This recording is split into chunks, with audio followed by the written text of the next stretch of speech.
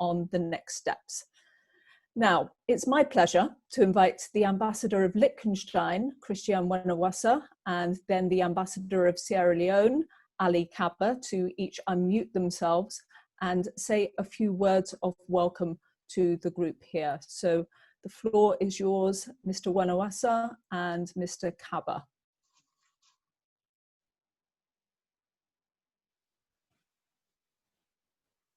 Mr. Kaba, I can see you. Maybe you would like to start.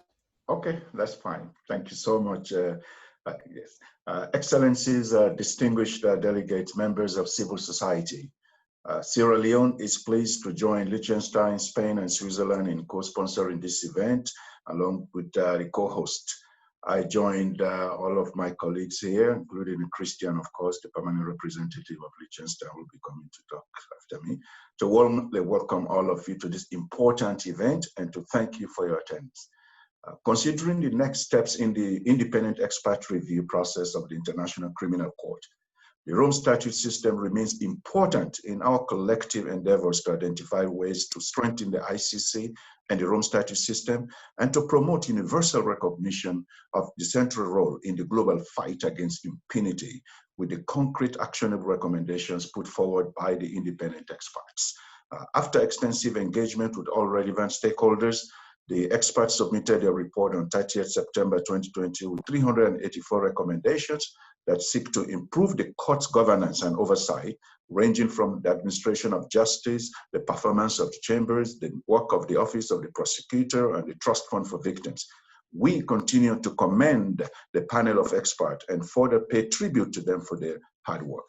Excellencies, members of civil society, Sierra Leone has previously expressed agreement with the experts to the extent that in quote, today's political climate and having regard to ongoing human rights violations across the globe, the mission of the court is as crucial as ever. As stakeholders, we should therefore demonstrate our commitment to the institution we have founded and ensure that the review process is successful in strengthening the court and the Rome Statute system. We therefore welcome this discussion today to fully grasp the civil society perspective on the crucial next steps to ensure the success of the review process. On this note, allow me to end by underscoring our foundational perspective on improving the international criminal justice landscape and the ICC in particular. Drawing on, of course, on our transitional justice history and experience as a country.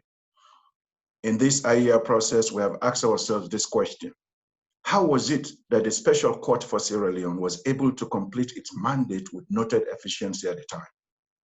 Part of it must have been the review that was done and conducted at a crucial moment, and the implementation that incorporated or allowed for all stakeholders to have a view, respecting at the same time judicial and prosecutorial independence. We count and we come, by the way, to this process with the same mindset, and in addition to advocating for transparency, inclusivity, and legitimacy. I therefore look forward to your perspectives today and wish all of you a happy and fruitful deliberation. I thank you. Thank you, Mr. Kaba. It's also my pleasure to invite the Ambassador of Liechtenstein, Christian Wenawasa, if you could unmute yourself to also say a couple of words of welcome to us here. Good morning, everybody, or good afternoon.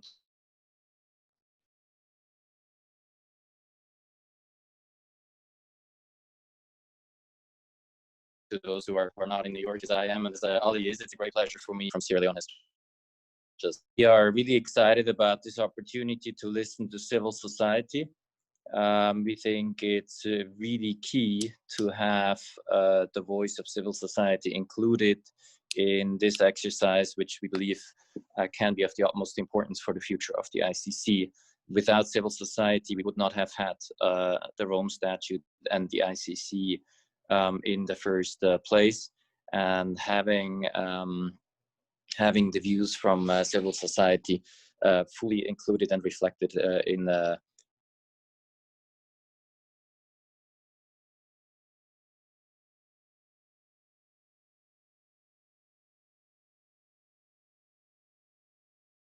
the review discussions is, from our perspective, among those who have asked very early on for a review of the Rome Statute system. And for us, it's very important that we're talking about the Rome Statute system.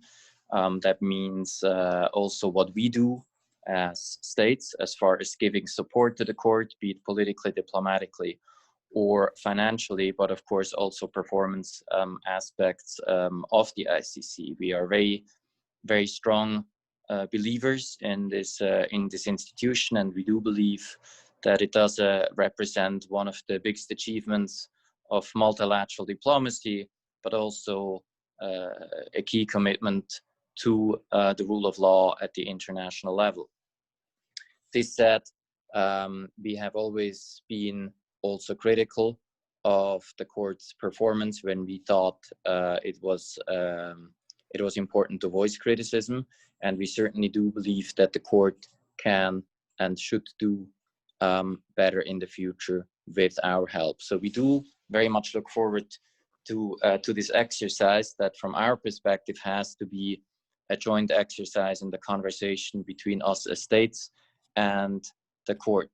One key principle for us is maintaining the judicial and prosecutorial independence of the court in this exercise, and also the integrity of the Rome Statute. This comes at a crucial moment, at a time when multilateralism as a whole is being undermined to an extent that we have not seen since the Rome Statute has been created, but also at the time that the court is subject to massive political attacks and criticism, and at times also insufficient support from state parties. So we really hope that given the moment that also coincides with crucial decisions on the future leadership of the court, and the conversation that we are able to have with the next generation of leadership in the ICC will make this a fruitful and productive exercise. And your voice in this conversation is going to be extremely important for us, and we will certainly do our part to make sure that you are fully included in this exercise. Thank you so much. Thank you very much, Mr. Bonawasa. Just to pick up a couple of things that the ambassadors just said there. We have from Sierra Leone the pointing to the concrete recommendations that came out of this independent expert review, and reiteration of the state's commitment to the court itself and to the results that have come out from this review. And from Liechtenstein, the sense that civil society was very important both to the court and to this process, that the Rome Statute system, which also includes responsibilities of the states, is one of the focus areas, and that they haven't hesitated to be critical of the performance of the court in the future, and that the independence of the prosecutorial process is also important to retain. I'm sure there are many other elements that I should have reiterated there, but thank you very much for that from both of them. So let's get on to our speakers. What we're going to be doing now is discussing what's the role now for civil society, now that we have the results of the independent expert review. Civil society itself can provide a unique perspective. They have the kind of first-hand experience with the effects of the court's shortcomings on victims and affected communities. They gave their input into the IER, so we're all wondering, what do they make of the substance of the final report recommendations, especially those related to victims' rights, to engagement with affected communities, and plenty of other details in the report on preliminary examinations, investigative strategies. So let's have a chance to ask them what they think. Now, your role as the audience, apart from listening, is also to enrich the conversation with your questions. My colleague Stephanie van den Berg, if you can wave, Stephanie, is going to be monitoring your questions, and she is running the chat. So we'll engage with you on the chat. If you have any questions that you would like to ask, and she's collecting them already from now, we'll get to as many as we can. To share their perspectives and to answer whatever you want to ask them, I am joined by 4 members of civil society. Chino Obiagwu, can you wave, Chino? Thank you. From the African Network for International Criminal Justice. Shawan Jabareen from the Palestinian rights organization Al-Haq, also Vice President of FIDH. Nino Jomajidze, Georgian Young Lawyers Association and the Georgian Coalition for the ICC. And also we're joined by Professor Leila Sadat, the James Carr Professor of International Criminal Law, the Director of the Whitney R. Harris World Law Institute, and Special Advisor on Crimes Against Humanity to the ICC Prosecutor. First of all, I'd like to put a question to all four of you. Were you satisfied with the general results of the IER? Did it capture what was needed? Did they miss anything, do you think? Any specific recommendation you'd like to highlight? I'll give you all a couple of minutes to answer that. Let's start with you, Nino. What would you like to say to start with? If you would like to unmute yourself, and then we can hear directly from you in answer to that first question. Good afternoon, everyone. First of all, I would like to thank you all for organizing this important event and giving the possibility to participate in this discussion. From the very beginning, we welcomed the decision of the Assembly of State Parties to conduct a review of the ICC, as we all had serious concerns about the performance of the court. And we considered the ICC review as an opportunity to identify and implement reforms that will strengthen the ICC and the Rome Statute system and help the court to operate as a fair and effective system and to deliver justice for the victims. Therefore, we indeed welcome the expert detailed report, the in-depth analysis and comprehensive recommendations in relation to the challenges that the ICC faces. Georgian Coalition for the ICC also presented their views to the experts on the challenges our coalition and the victims of the Georgian situation have faced since the preliminary examination stage up to date, hoping that our views would have had a positive impact on the review process. And indeed, we are very pleased to see that the issues we raised with regard to some topics, including the preliminary examinations, outreach, and victims' rights, were translated into concrete recommendations and included in the report. This report is extremely broad-ranging, and it's very uncomfortable reading in many parts, especially those parts which relates to the workplace culture, a climate of fear, bullying, harassment, and other issues regarding the work of the ICC. Although I welcome most of the recommendations, there are some issues which raises my concerns, and I believe that further careful assessment of these issues are necessary. As for the initial thoughts and the concerns I have at this moment is that my concerns mainly relate to the experts' recommendations suggesting the OTP to narrow the standards for admissibility by applying a higher threshold of gravity in determining whether to open or continue a preliminary examination. According to the report and the OTP policy paper on preliminary examination, the piece consists of 4 phases.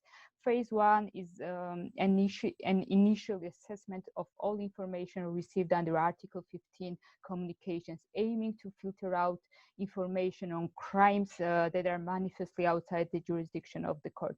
Although the OTP considered this phase as part of the preliminary examinations, my views differs from their understanding, especially given the fact that only after this phase 1 is the OTP deciding whether or not to open the preliminary examinations.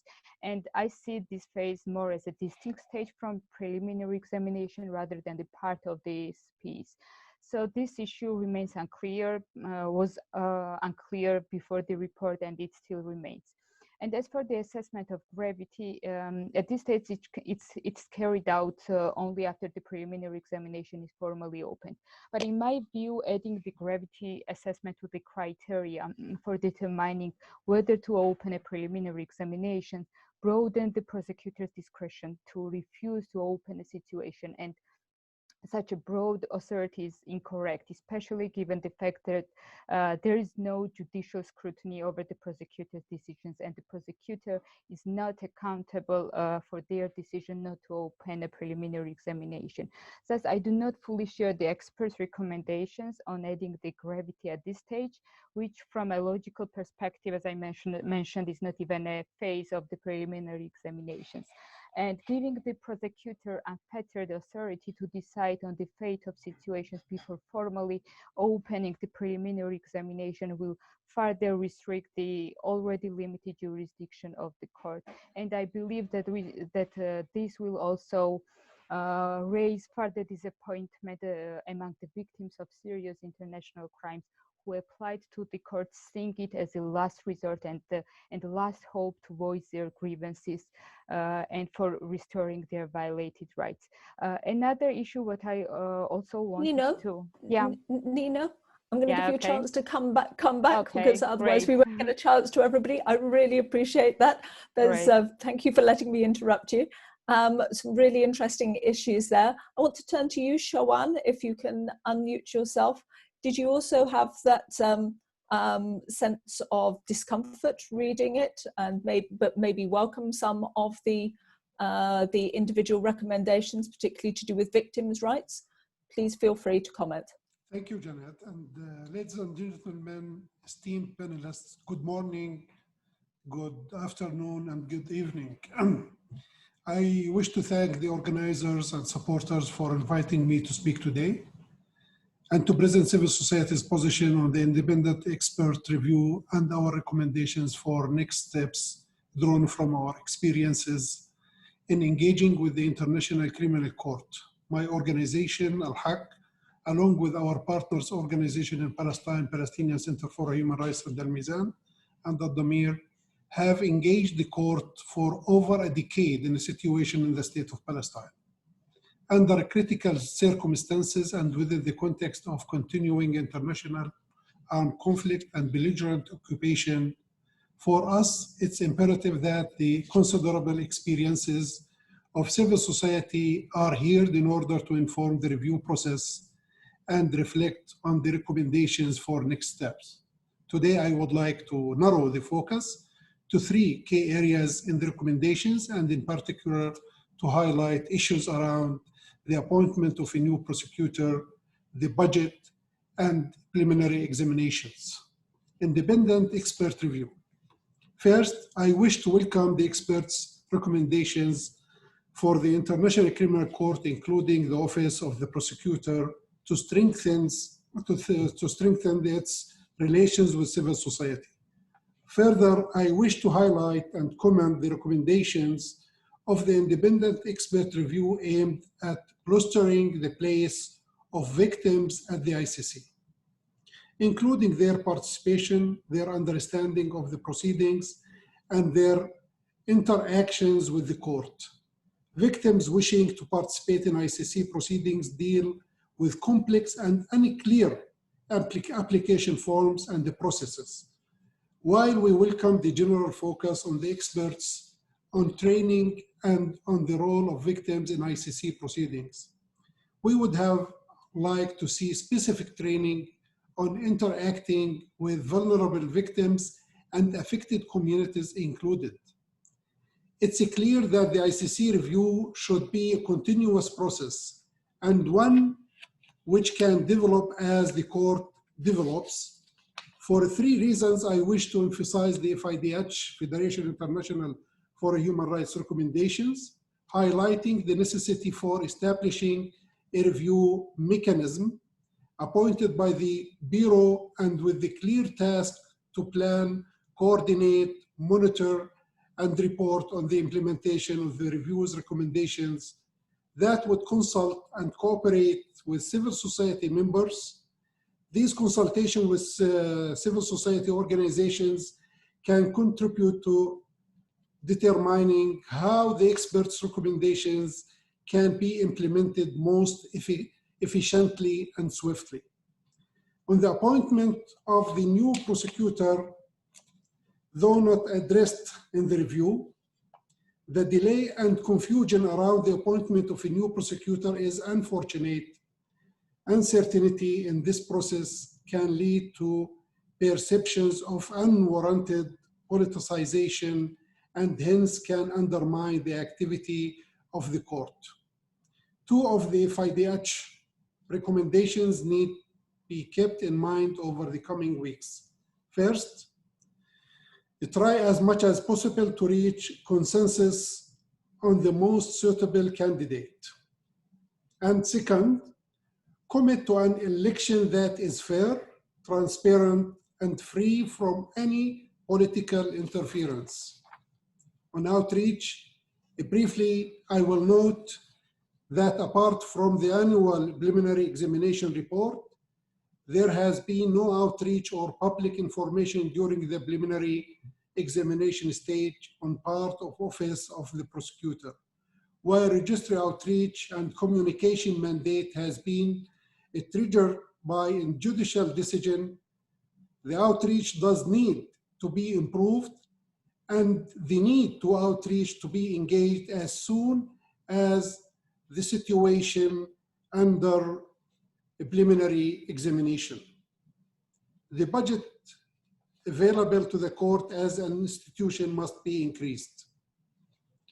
FIDH is urging the state parties approve as a minimum the budget requested by the ICC and the minimum requested increase made by the Office of Prosecutor to support its work on ongoing and upcoming preliminary examinations, investigations, and prosecutions. Although the experts documented underfunding at several stages of the report, they did not recommend any increase in the court's budget. Indeed, instead of recommending more resources for the ICC, the experts proposed a number of cost-cutting measures which could function to reduce the scope of the ICC investigations and cases, and approach which could curtail the ICC contribution to the fight against impunity. Instead of recommending more unnecessary resources for the ICC, the experts proposed a number of measures to limit and delay investigations and reduce the scope of the ICC cases, which would curtail the ICC ability to adequately contribute to the fight against impunity. The review has... Shawan, I'm just going to interrupt you as well, so we have a chance again for more people. Thank you again. Thank you. So many different parts that we wanted to get through. I'd like to now turn to Leila Sadat and to ask for her responses to the general results and whether you thought that it captured what was needed. Thank you so much, Janet. Thank you so much, Ambassador Beneveser and Ambassador Kabu for sponsoring this, and to all of you who are present. I'm here on behalf of the American Bar Association ICC project. I wear many hats, and we had a thorough process in our own organization regarding input into the expert review, which was fantastically solicited by the experts themselves. And I think the product that emerged on time, in spite of the pandemic, is really a very, very impressive document. I think the report is wide-ranging. It responds to the charge that it was given, which means that there are charges that were not given to the experts to address, which one could argue maybe should be more fully explored within the ASP or elsewhere, such as funding and the possibility for creative ways to deal with resource deficits at the court. I think that's going to be a persistent problem for international justice. Many other tribunals have faced it, and the ICC is obviously no exception. I noticed that the report is very deft at saying at the beginning that we chose in paragraph 17 actionable proposals focusing on systemic issues that don't require Rome Statute amendment or budget increases.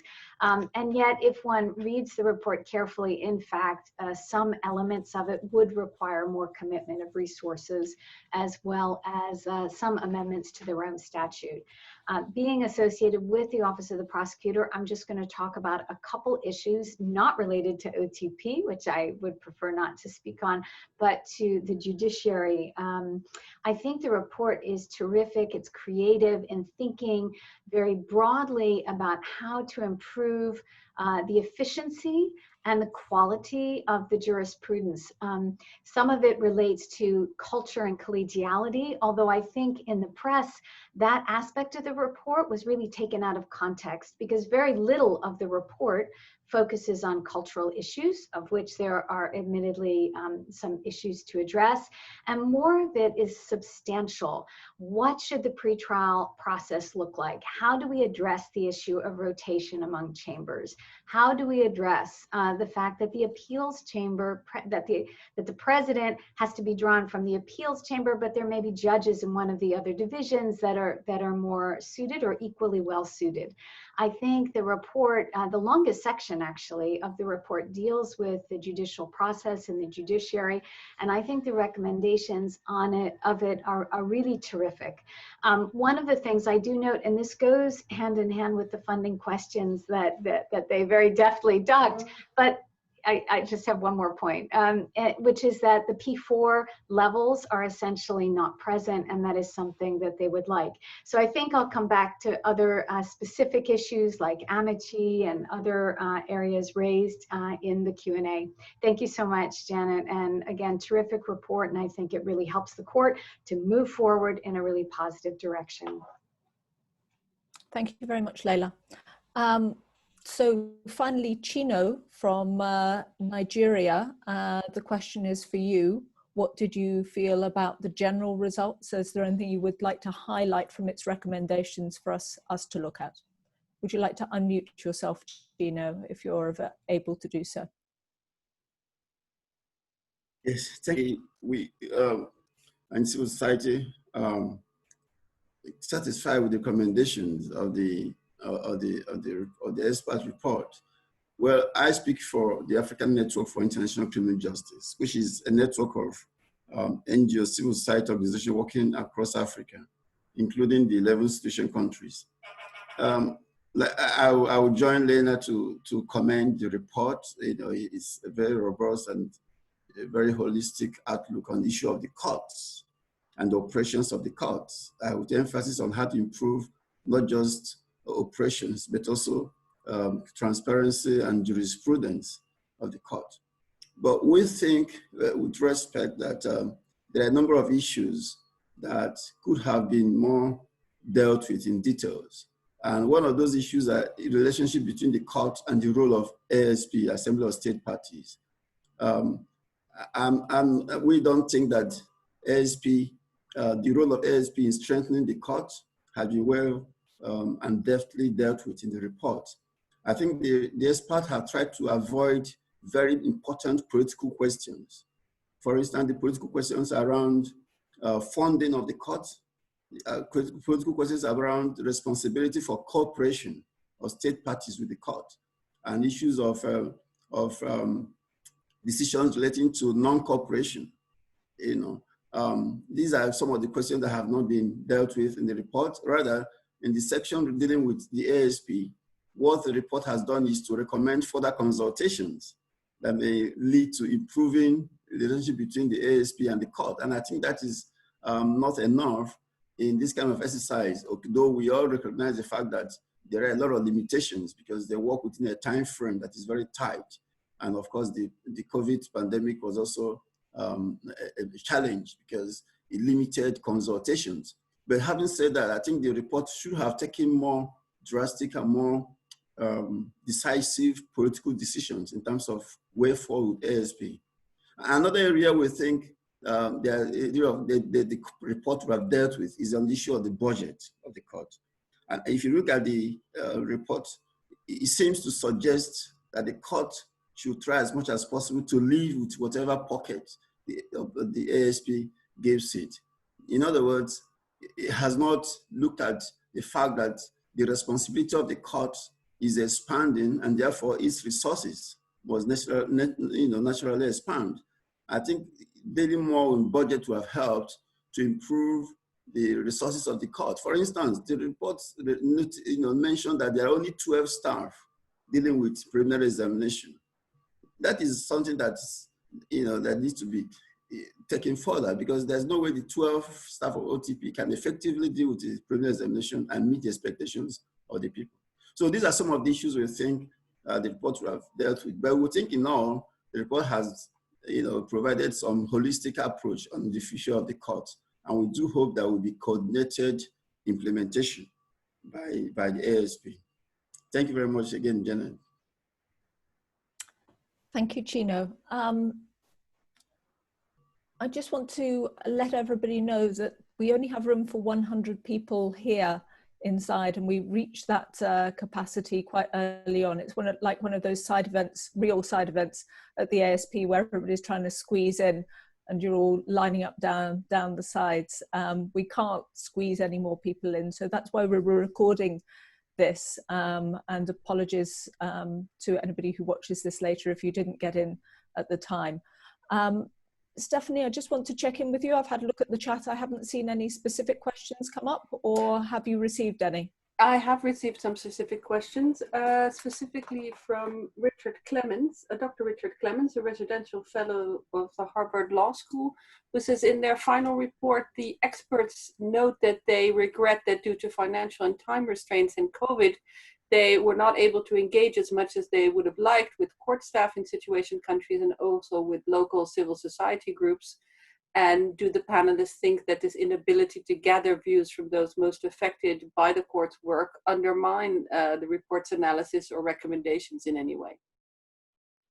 So who would like to take that? Did you have a sense that you weren't listened to or not sufficiently? Showan, Nino, Chino?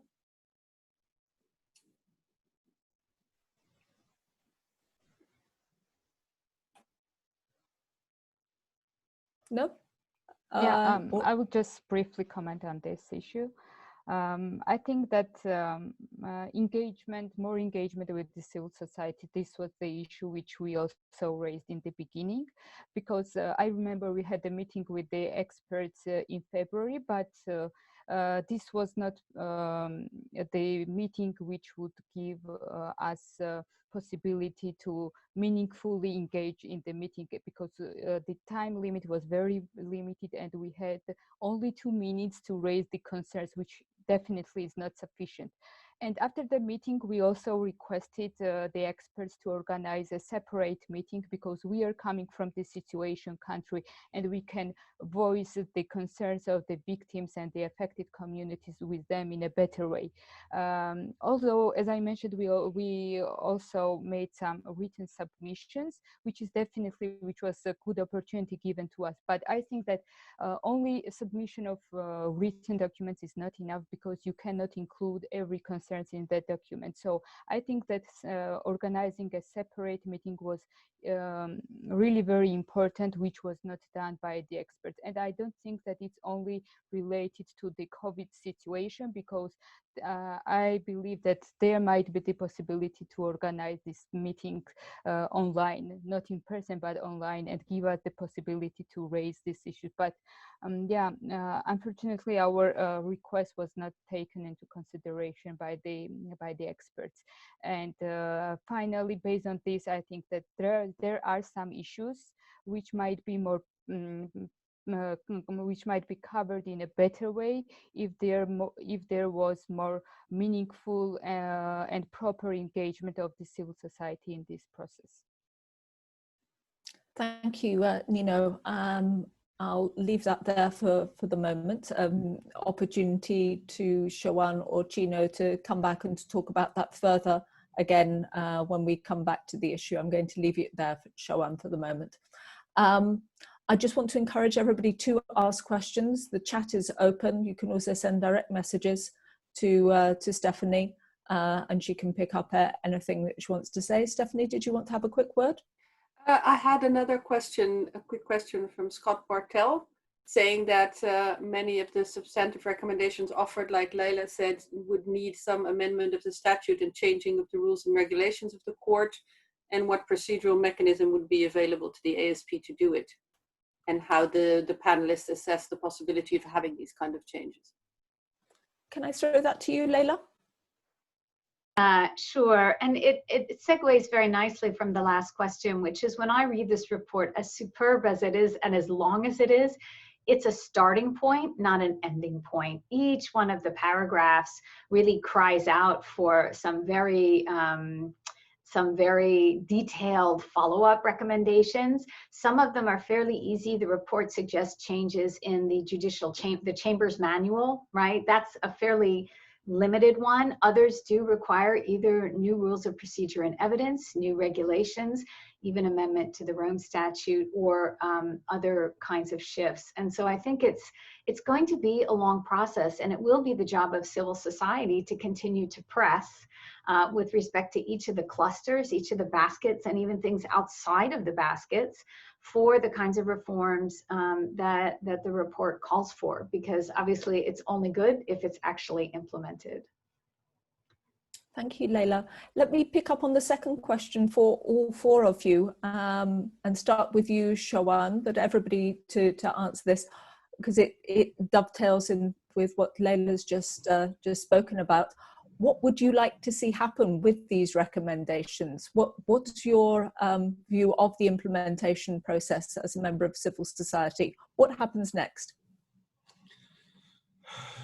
Look, Janet, Palestine is, has been subject of two preliminary examinations from 2009 to 2012.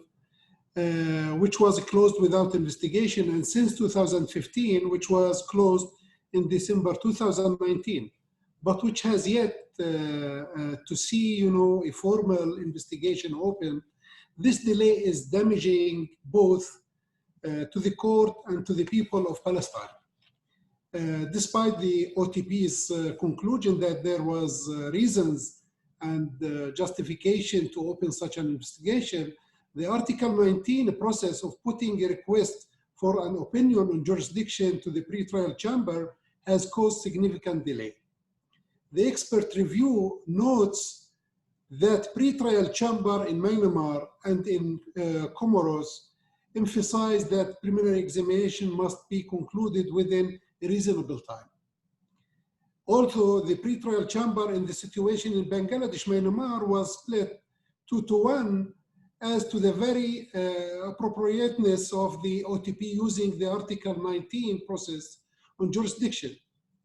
It has been turned to and utilized again in the situation Palestine, yet the appropriateness or otherwise of this process has not been addressed by the expert review. This is problematic, not merely in terms of time already passed, but also since there is no clarity or certainty as to when or ever whether the pretrial chamber will respond.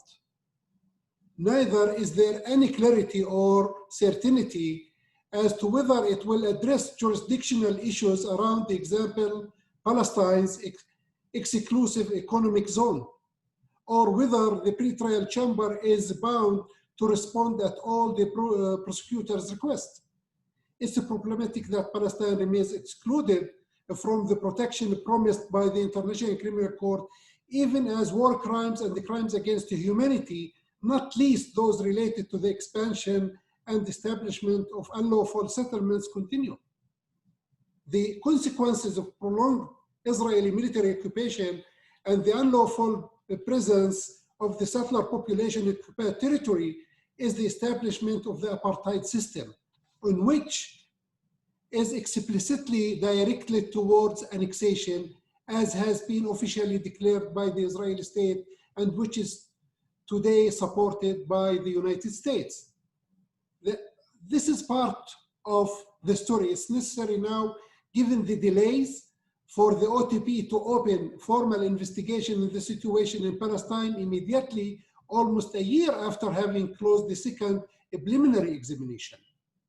As to the expert review, positive recommendations around the preliminary examinations include that the OTP should adopt transparent criteria for opening a preliminary examination, that the OTP should establish a strategy plan for each preliminary examination opened, including timelines and benchmarks, and that outreach should start at the opening of the preliminary examination. This is, part of the story, because, violation of human rights, whether atrocity crimes or sustained discrimination and persecution, cannot be reduced to merely economic considerations. In the grand scheme of international relations and international law, the court is an institution which is struggling to operate with the lack of necessary political and financial support, and renewed emphasizes need to given to ensuring the institution has all necessary resources to hand in order to fulfill its mandate internationally. We see how resources limitation can cause further problems and review general suggestions that the OTP, given lack of resources, could rely on local civil society for outreach during a preliminary examination, although this was not made a formal recommendation in the expert review. This is not convincing approach, since while we support engagement of civil society and victims with the court, and while the civil society does support the court and its work, it's a critical friend and should not be subsumed into the conflated with the court or its organs.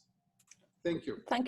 Thank you, Shawan. So focus there on delays particularly, and the issues around the preliminary examination.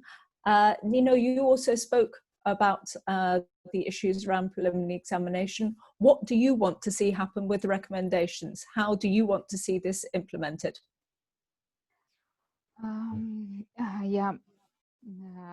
I think that the issues related to the preliminary examination is not the issue anymore for Georgia, because we are now at the investigation stage. But I think that the problem that we are revealed at the preliminary examination stage in Georgian situation, I hope that based on these recommendations, these challenges won't be repeated in other cases. As for to speak generally about the report and recommendations and what we want to achieve through this, I think that we all have the same motivation, and we all need and we all want most of these recommendations to be timely and effectively implemented in practice. And this report indeed provides very useful recommendations and on where reforms are required.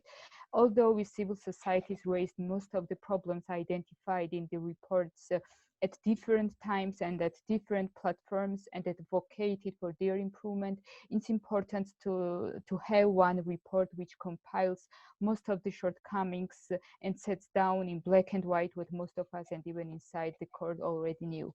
But I'm sure that we also have concerns how the report will be implemented, and we all know that this will not be an easy process, and implementation of the recommendations will require time and resources from all sides.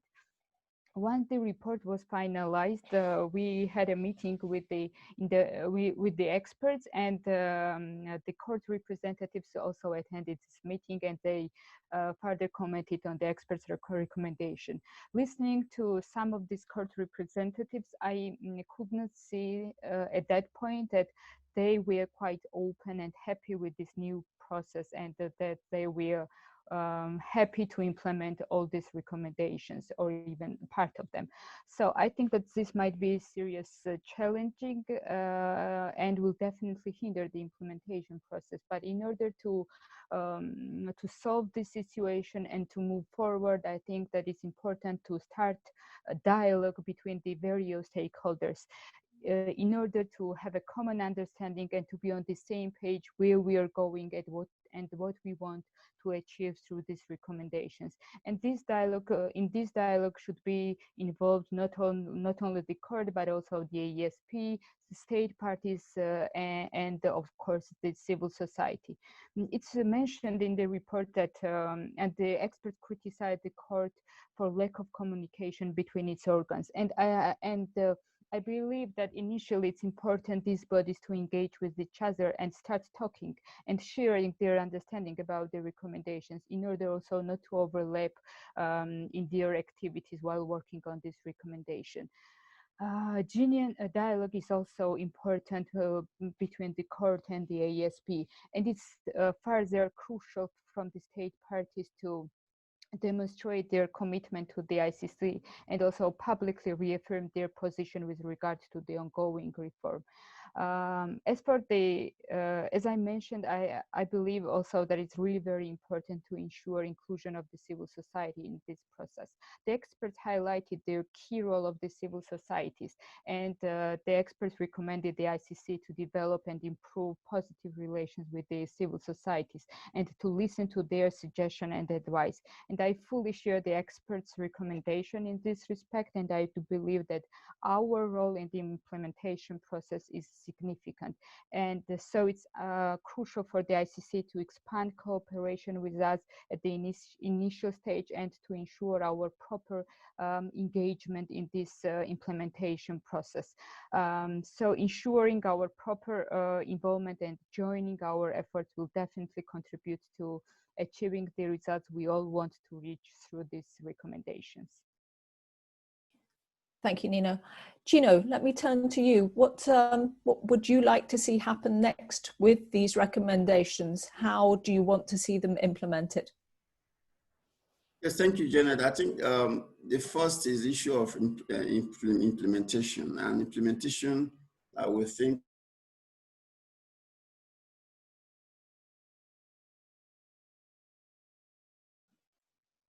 Gino, you've cut off for a moment. So I'm going to mute you now, if I can.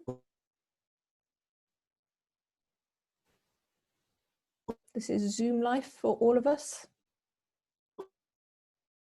Coordinated in the conditions that it, and okay, even areas that. Okay, Gino, just hold on a moment. Okay. Gino, you cut off very soon after.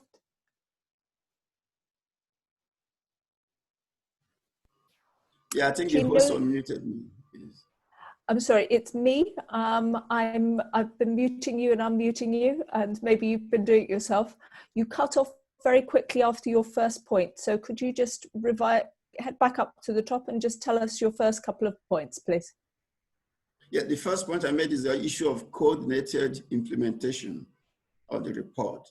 And I think the ASP should take steps now to set up a team, a coordinating strategy that will involve either a broad session of ASP or the Bureau. Secondly, is the issue of prioritization. You know, there's a need to prioritize recommendations that should be taken up based on resources available. But more importantly, is the question of further consultations. There's a need for further consultations because even the experts themselves are recognizing that because of the mutations of COVID-19 lockdowns, they were not able to have a robust consultations with all the institutions, including civil society. And I think the window of opportunity given to civil societies and even state parties to engage with experts was very, very, very narrow. I mean, the timelines were a couple of weeks. So I think there's a need for extensive consultations on the area of implementation, especially as Leda has mentioned, there are areas that need amendment of the laws, amendment of the procedures, and amendment of regulations. My thinking is that, our suggestion is that the ASP should start from areas that are low hanging, you know, where they can, first of all, for instance, amending the rules, amending manuals, amending operational manuals and strategies. These are things that can be done without much political resistance or with little resources. So if we're able to achieve those quick wins, then that will help to improve the operations of the court and help to quickly realize the dreams of this review. Remember, a lot of people are looking forward to this review because the court really needs some review for a very long time. So I do think that there's a need, finally, there's a need for ASP to mobilize political support for the implementation of the report, because if there's no political support from state parties, both in terms of cooperation, in terms of contributing to the budget, and in terms of supporting, giving political protection to the courts against political attack, then the courts will not be able to fully implement the recommendations. So these are our thoughts and going forward. Thank you very much. Thank you, Chino, for summarising and starting again. Apologies for the, these things happen on Zoom. I'd like to turn to you, Leila. We've got a lot already in from the other panelists about timeliness and needing the dialogue with the stakeholders. As you'd mentioned previously, this is not the end, this is the beginning, and very specifically from Shawan, the issues of delays in his, particularly looking at the preliminary examination, pre-trial chamber sort of issues there. What can you pick up on to say what you want to see actually happen practically with the recommendations and how they should be implemented? Thank you so much. I think Shawan, Nino, and Chino have really given us some critical input here, which is that this is a court that is interacting in the real world with real people in real situations. And so a critical element of the report is communications and outreach. There were recommendations made with respect to both of those. And I think picking up on what Chino said, that's relatively low-hanging fruit that should be fixed as a matter of priority, because if you don't have support for the institution, if your afflicted communities aren't able to understand in a transparent way what the court is doing, that undermines on a daily basis support for the court, and you can't get more resources for the court to do the other things you need to do unless you can build support. So I think those are two areas to be prioritized. Another thing that jumps out of the pages of the report, we have an election of 6 new judges. This is an opportunity now to begin again, in a sense, with the problems that in terms of creating, whether it's a coherent jurisprudence, judicial training, a judicial code of ethics, guidelines for drafting, for issuing judgments. I think that's an area that doesn't require, for the most part, statutory amendment, but can be done internally, and that could be operationalized quite quickly. It is interesting that the report does not recommend a firm deadline on preliminary examination completion, but it does recommend firm deadlines for judicial opinions. One might quibble a little bit on that. One thing I might just throw out there, it sort of relates to this, Janet, but the only thing that I did worry about a little bit, the report suggests that the amicus curiae process was either unnecessary because judges should be able to figure out, or they should do limited calls. I actually don't agree necessarily with that. I think if the court is going to have the opportunity for amicus submissions, it ought to be very, very broad, because otherwise the court is liable to capture by particular individuals or particular groups of scholars. I think reaching out just to a handful of people who might be best placed, one is thought, to address a question is not going to create the kind of transparent, inclusive, open court that the whole rest of the report really focuses upon. And I think Shawan's point about the Palestinian referral, that it's taking a long time, that people feel it maybe isn't transparent, or Nino's point about Georgian civil society, I think transparency, accountability, inclusivity, that could be also operationalized quite quickly. So I agree with Chino that this report has to be sequenced. There are bits of it that can be done quite quickly. There is an urgency about judicial training because we have 6 new judges potentially coming in.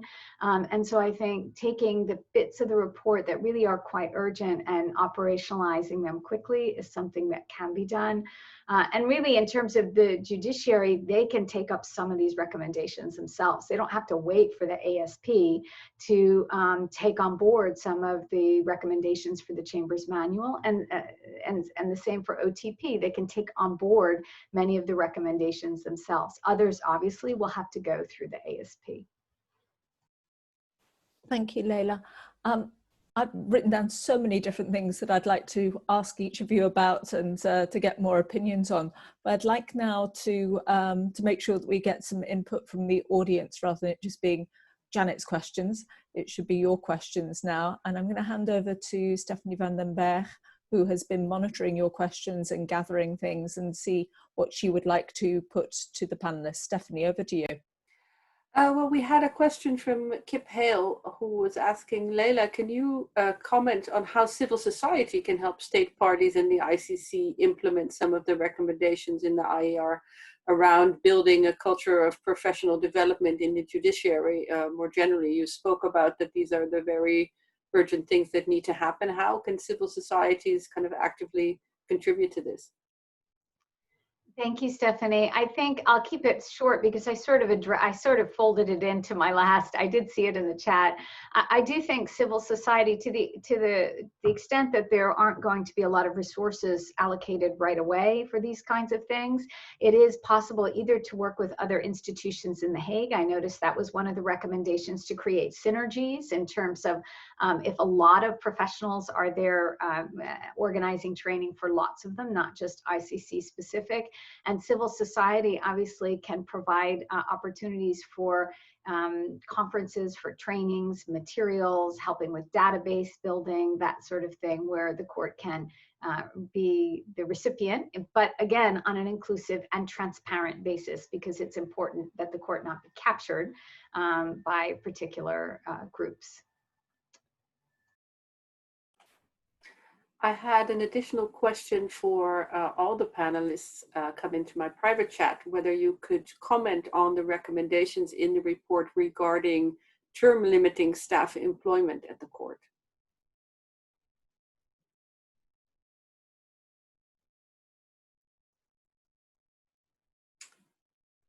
Janet, I guess. Could you repeat the last if you can comment on the recommendations in the report regarding that terms for court staff should be limited at the court, that people stay too long in their jobs, was a big criticism of the report, or some people say.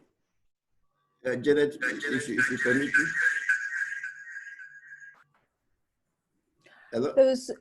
One of the sections in the report was, one of the recommendations in the report was about keeping term limits for staff and therefore keeping having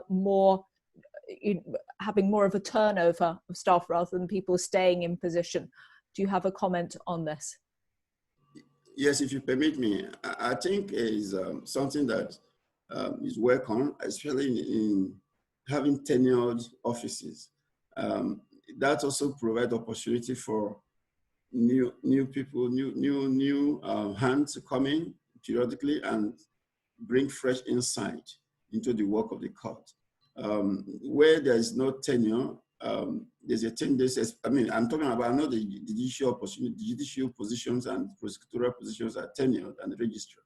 But where the regular staff, there's no tenure, well, the advantage of not tenuring those things is that you can maintain program memory, you can maintain long-term memory of institutional memory of staff who have worked a very long time. But it also have its own disadvantage of not preventing new entrants and people who will be more new opportunities for people to bring in fresh insight into the institution. So the implementation of that recommendation will help the court to revisit its employment policies, including creating gender and regional balance in its staffing. And I think that is very important. And if they be able to develop clearer strategies, clearer guidelines on the issue of staffing, not just in terms of creating tenures, renewable tenures, but also ensuring that there are transparent and equitable distribution of positions. I think it's a welcome recommendation. And any other colleagues, Shawan? I think, in my point of view, it's not black and white, things like that. I think it has two faces when you have this. One, if you limit time and short time, you will lose the experience and the memory that the people they build during their work.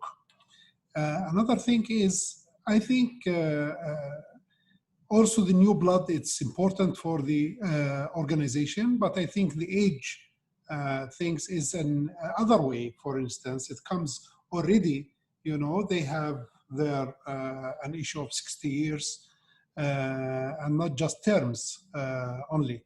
I can understand the terms in the highest position, but when it comes to the stuff, those they are dealing with the technical and daily things, let me say, collecting data, analyzing, become familiar with the situation in this place or in that place, learning from their experience. I think limiting time, maybe it affects the efficiency also of the organization. But in the same time, I can repeat that it's not white and black. And I think those they put this as a recommendation, they have to study also the experience of the court, the institution, and if that's a weak point in the work of the, as part of the evaluation of the efficiency of the court or not. Thank you. Thanks, Shoan. Nino or Leila, if you feel that it hasn't been covered? Nino. No, actually, I do not have much to add because I fully agree with Shino's comment, and I also welcome this recommendation. And I agree that new blood and new ideas is important for the court. We have seen the representatives staying at the court for more than 10 years, and the reason, one of the reasons how they explained that there shouldn't be any kind of terms is the maintenance of the institutional memory. I agree that this is a very important point, but this can be ensured in through other ways, and for this purpose, only in order to maintain the institutional memory, the employees cannot be kept for the whole life and for the whole time in the ICC. So I think that this is one of the important recommendations of the experts that should be implemented for the new positions. Thank you. I'd like now to turn to Richard Dicker from Human Rights Watch, who are co-sponsoring this event. And Richard asked whether he could make a small intervention. Please go ahead, Richard. Thank you so much, Janet. I had a question for the panelists, and I do want to thank them for their excellent and thought-provoking interventions.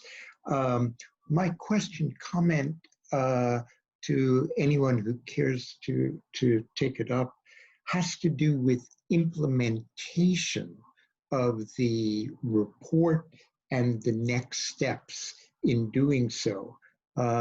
Specifically, from what I'm seeing in the negotiations on the resolution text that will be adopted at the ASP on following through on the report, there's a principle at stake, and to the best of my listening, that principle has to do with respect for the prosecutorial and judicial independence of the court.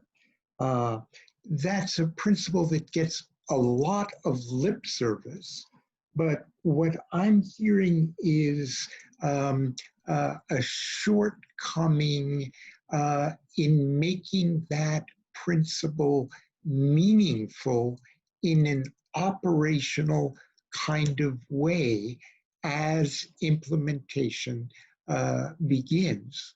My question for the panelists has to do with how you all see the importance of implementation in conjunction with respect for the judicial nature of the court and frankly, from what I've seen, as I said, I am concerned that the ASP is not necessarily heading in the right direction on that essential point. So any of your thoughts on the importance of this in general, certainly I would welcome. Thank you.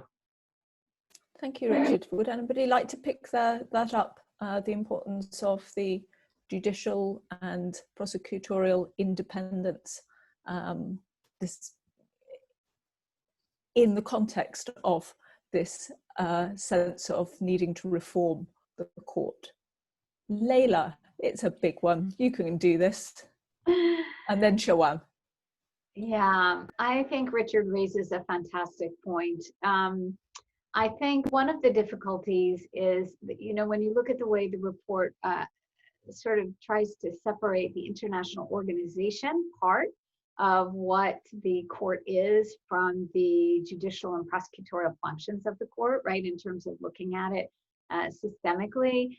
I do agree with Richard that the ASP should not really be interfering with the ongoing functions of the judiciary and the prosecutor.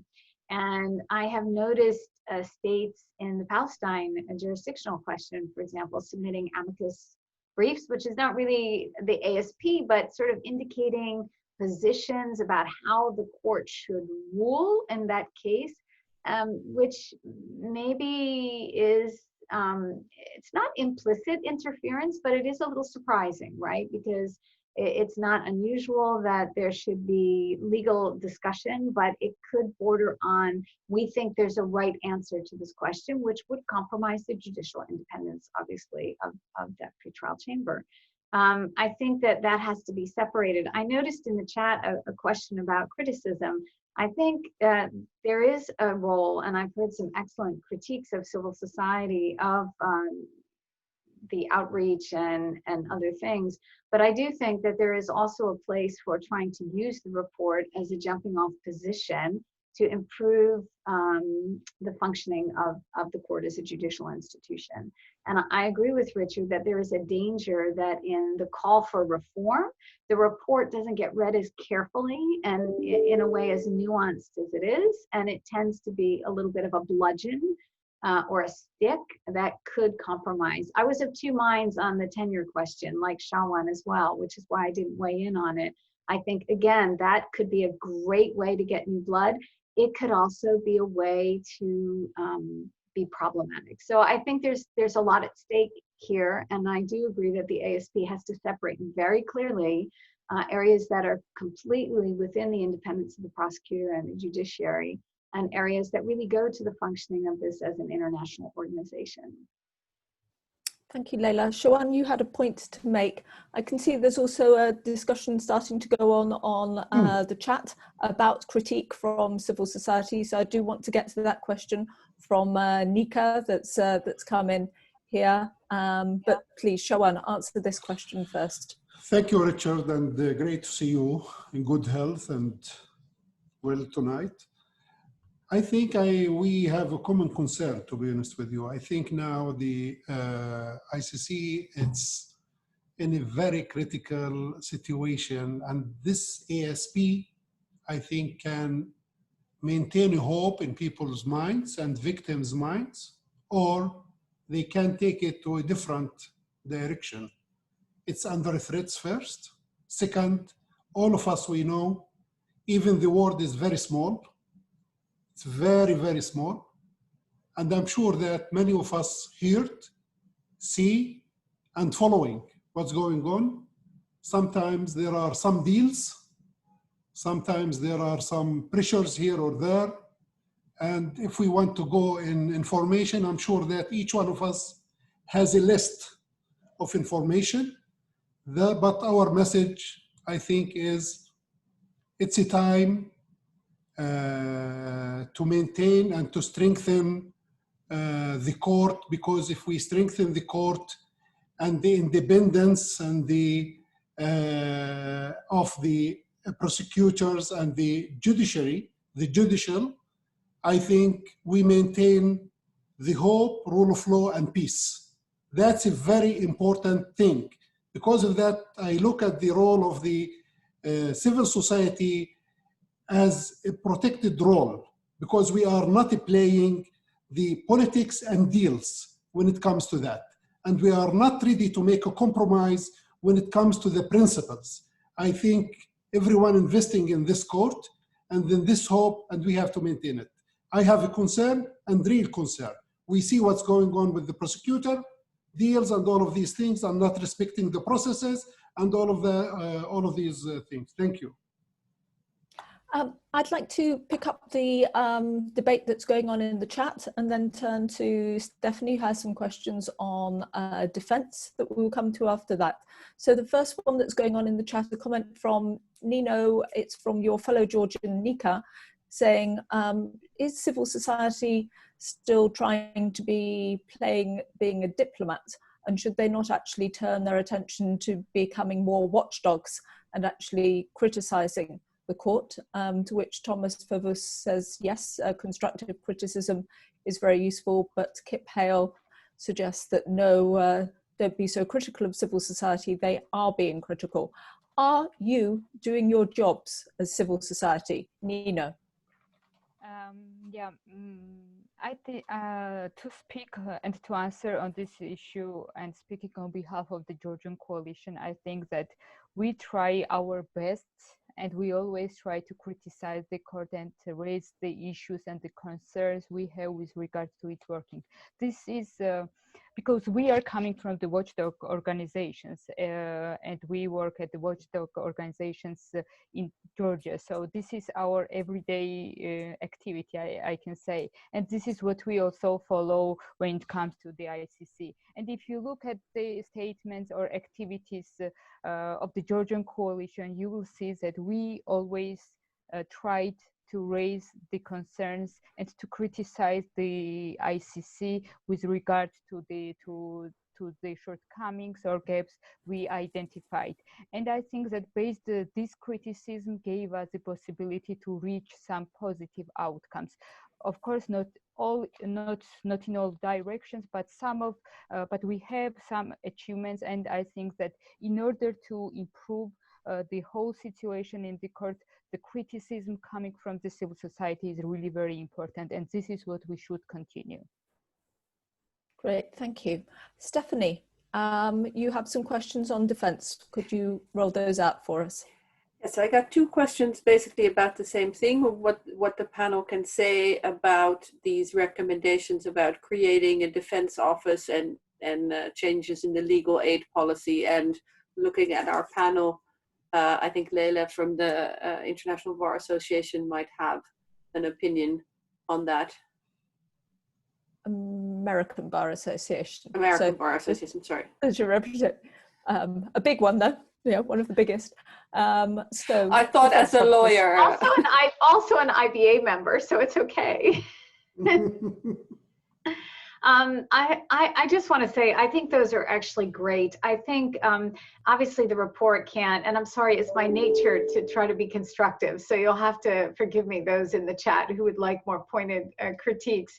But I do think that one of the areas in which there was a lot of movement that was unsuccessful at Rome, which we should have either a separate defense organ, or that it should have actually been a separate organ of the court, or that there should have been a much more stronger structural and institutional role for defense. And I think that's absolutely true. And I see it also, as I said, I don't want to talk about OTP because I've been affiliated with OTP, but a strong, professional, supported defense bar is actually really helpful to the prosecution and to the proper conduct of case for the preservation of rights. And so having codes of conduct for defense, just as having codes of conduct for judges and prosecutors, is hugely important. Having the appropriate resources is hugely important. One of the things I did note in the report was it's almost a throwaway, but how it can take a year to get translations of things. That again goes to resources. And I think, going back to Richard's point, if this court doesn't have sufficient resources, it just can't do its job. Janet, can I just say one thing about constructive versus pointed criticism? I come from a non-state party in which the court has been the object of body blows by our current administration, which has really tried to attack and destroy the court as an institution. So I do think that I am mindful as I read reports, as I think about this. I was, you know, a law professor in a world where the ICC didn't exist, and I don't want to be a law professor in a world again where the ICC doesn't exist. And so while I think criticism and reform is crucial to the progress that we need to make, the court is a big institution. There are 123 states parties. It's not going to happen as quickly and to everybody's satisfaction.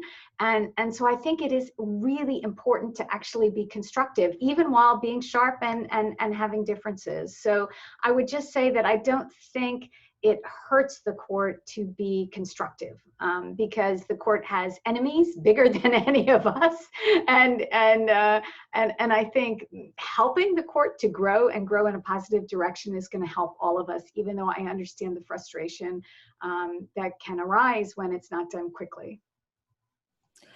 Chino, can I turn to you on the defense question? Did you welcome the recommendation that there should be a strengthened side to defense? Yes, thank you, Janet. I work in Nigeria as a public defender, and I know that the independence of the defense is important in the fairness of the proceedings. And as it is at the moment, the legal aid and the defense system is integrated within the registry in a manner that does not give the defense that independence it requires.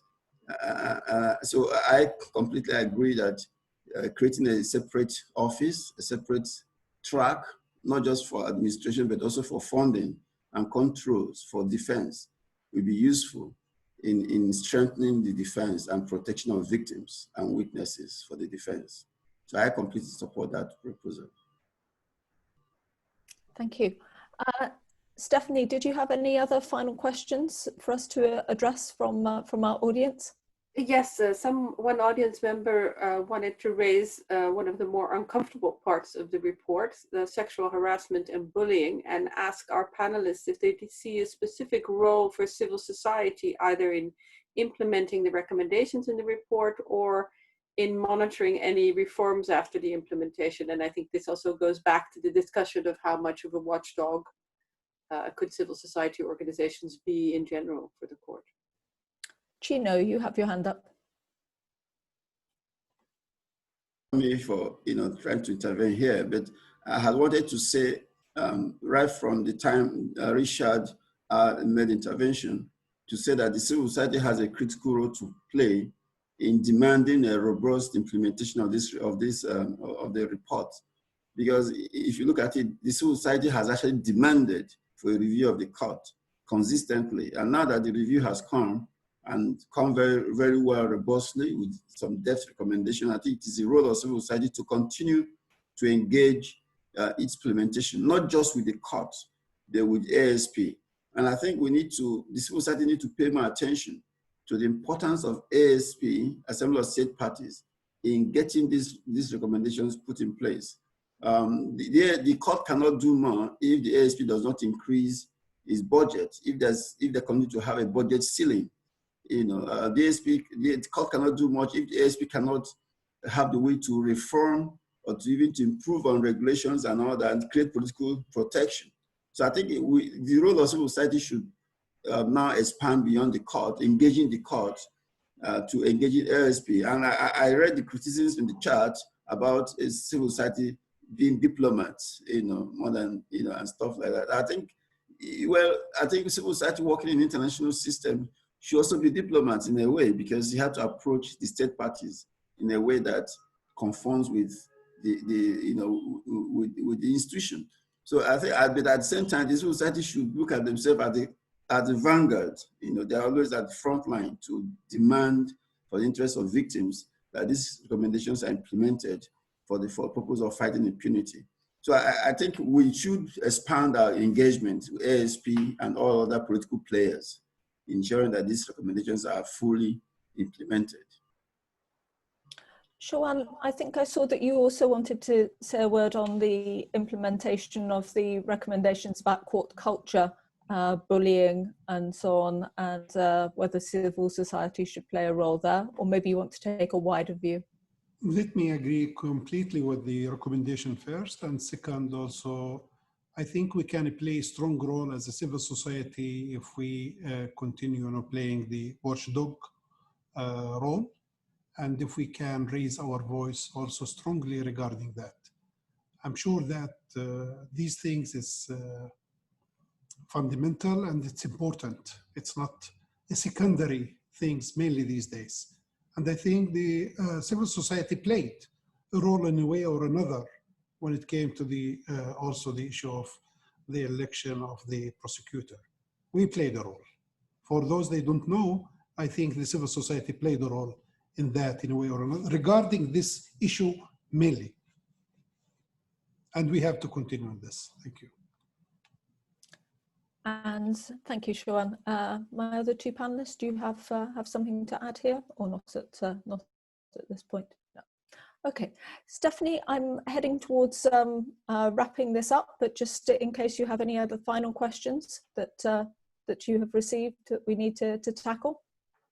No final questions. I think we can all see the chat with a final comment from Nika saying that criticism shouldn't suddenly be taken as a negative thing, and that he feels that criticism from local NGOs often gets filtered down by internationals who act more as politicians and do not necessarily support local advocacy efforts. So that's criticism on the chat from Nika, but otherwise I'm out of questions from our attendees. I want to say thank you very much to all of the attendees for putting questions up and for being proactive in coming up with interesting perspectives themselves. There's a sense, I think, of stakeholderness, if that's a word, from all of us here in the room, of finding how, we all want to discuss the nature of the court and the nature of the future here. And I appreciate very much the discussion that has gone on. Appreciate very much our panelists and the time that they've put in and the insights that they have given us. I'm not going to run through all of their names. Again, you can see them there in front, and say thank you very much for giving us your time. We had so many more questions I certainly could have put to you, but we can't take up everybody's time for too long. Before we wrap up, I would like to ask Maria Bassols Delgado, the Deputy Permanent Representative for Spain, who I can see has her video off and now is unmuted. She is representing Spain at the United Nations, and she is going to give us a final thanks. Thank you, Janet. Thank you, Stephanie, and thank all of you for giving me the floor and for being here. Most special thanks to the panelists who have preceded me. As a diplomat in the midst of civil society, very sharp and focused civil society representatives, I have to begin by telling all of you that I couldn't be happier that Spain actually co-sponsored this event with my colleagues from Liechtenstein, Sierra Leone, and Switzerland.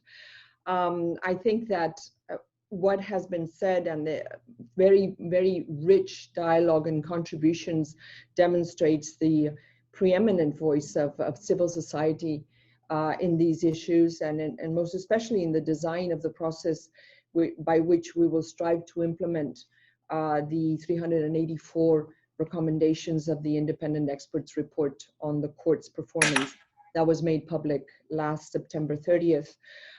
As you all know, this report will in turn be the object of a resolution by the next Assembly of State Parties, which convenes on December 14th in The Hague, and later on December 17th in New York. A few remarks from my side, just to tell you that in our view, it is essential that this process be enriched with the perspective of civil society, at least in two aspects. First, to feed the decisions on what form to give the implementation process by the next Assembly of State Parties. And second, to identify the issues included in the recommendations that need to be implemented with civil society's views.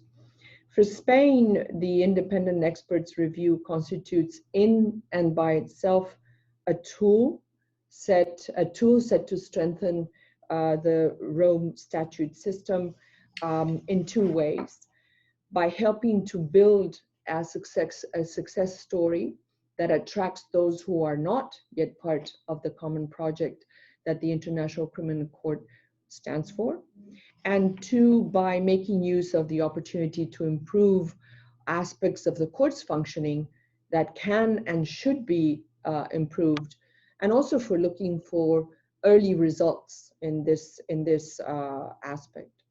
Civil society is, in our view, particularly well positioned to identify the best ingredients for this process that meet this dual objective.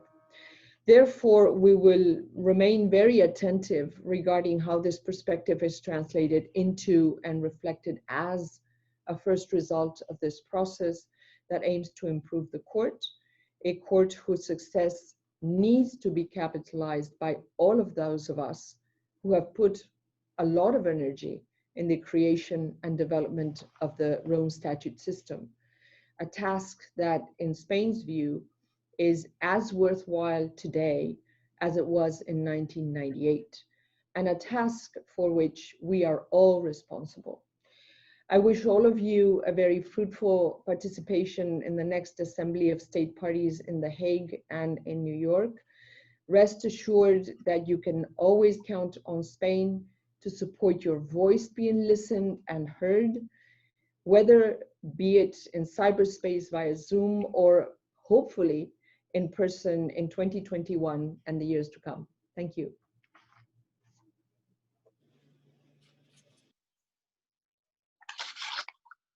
Let me just unmute myself to have the final word, which is just to say thank you to all of you for taking part. We've had, I mean, more than 80 people on this call for practically all of it, full 100% of people when we near the top of it, and we've still got 70 people hanging on now. So really it proved what a very important event this was to hold, and thank you to the sponsors, thank you to the hosts, and thank you particularly to the panelists. And I am not the host, so I'm not able to close it, but I call on the hosts to close the meeting as they see fit. Thank you, Janet, and thank you, everyone. Thank you, Elsa. Thank you, everybody. Bye. It was a pleasure.